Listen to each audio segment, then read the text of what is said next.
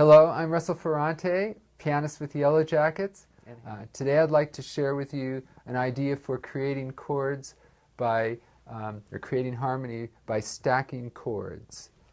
And I'd like to start out by, well, let me tell you a little bit about how I encountered or first came upon this idea. Well, there were two things that came into play.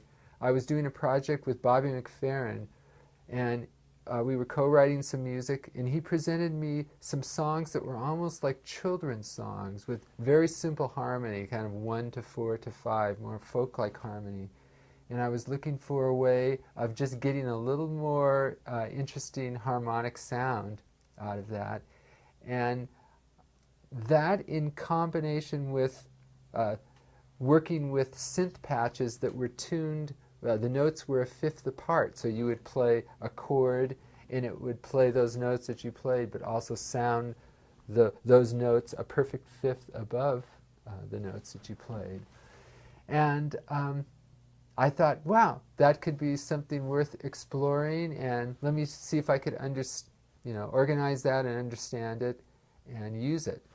And the first thing that I started exploring was two major chords that are a fifth apart. And for instance, if we're in the key of C, if you build triads on every scale step, there's three major chords. There's one built on the root on the first degree, there's one built on the fourth degree, and one built on the fifth degree. And if I want to put a chord over another chord that are a fifth apart, that could be the 5 over the 1, G over C. It could also be the 1 chord over the 4 chord, C over F. And you also have all the inversions of those chords. So there's 3 G over C's, 3 C over F's. And let me play you that sound first of all, and then we'll talk about how you might be able to manipulate it. Okay. Here's G over C in root position. Here's G over C in first inversion. Here's G over C in second inversion. And there's one of the two things that are worth noting. The first one is that I want to either share the middle note, or I want the middle note or the top note of the bottom chord to overlap the bottom note of the top chord, like in the case of the first inversion. And that creates this cluster right in the middle and gives a lot of color to the sound. The other thing I like to do is take away the doubled note, and that's something I like to do in harmony in general. I want every note to count, to be meaningful, and if a note's doubled, I'll get rid of it. It's already there. It's unnecessary. So in the case of G over C in first inversion, I take out the bottom G that's in my left hand because the G is on top as the melody, and so that cleans up that sound. In the case of the second inversion, G over C, G is the bottom note, so I'll take it out of my right hand. That's the middle note in my right hand. So again, all that's going to sound like.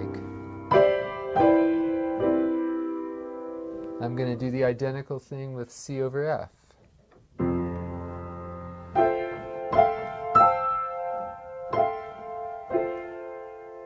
And then I can use,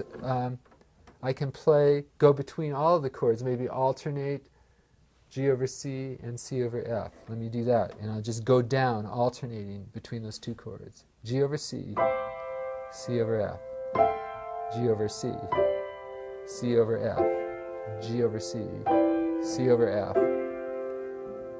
G over C. Those can go over C. They can go over various roots. So that was over C, or F,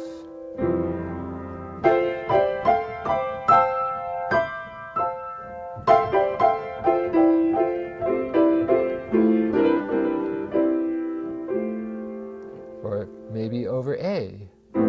for a minor sound, or D for another minor sound,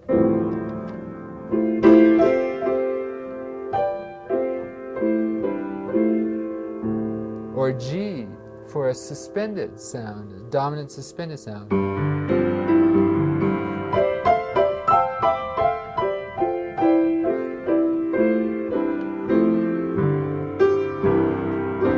And back to resolve to the one chord. So there's a lot of interesting material there. Learning it in all the various keys.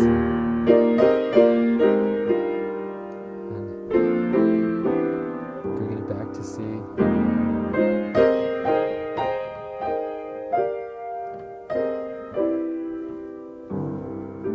Yeah, you can move freely between keys, realizing that any melody note can be part of three different triads, either the root, the third, or the fifth of a triad. If we take the melody note D, that could be the root of a D chord, so D over G. Be third of a B flat chord, B flat over E flat. Could be the fifth of a G chord, G over C.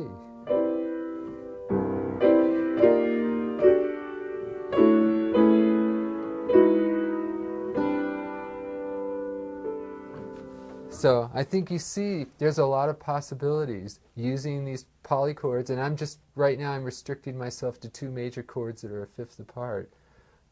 You can create a lot of harmony, move through a lot of keys, find voicings that work for major, minor, and dominant chords.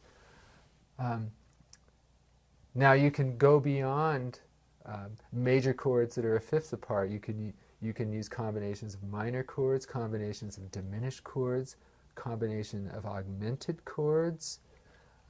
I once gave this assignment to a student I was working with, and I had him work on the tune Stella by Starlight, and he came up with one great combination. I had never tried this or thought about it, but there's one part in Stella where the melody goes this G7 augmented fifth, and for this chord he put B augmented over A flat augmented and created this sound. Woo! And then for the C minor, he used one of the other things we talked about, putting two minor chords that are a step apart, stacking those. So he put D minor over C minor. So here's the augmented chord.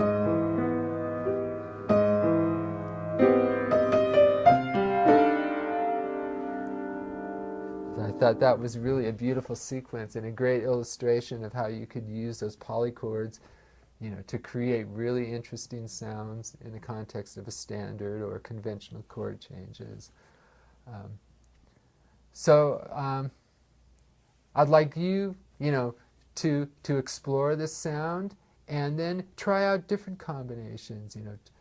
Experiment with different triad combinations that you might find, and I think it's a way to create some very personal harmonic vocabulary and get beyond just the conventional chord voicings.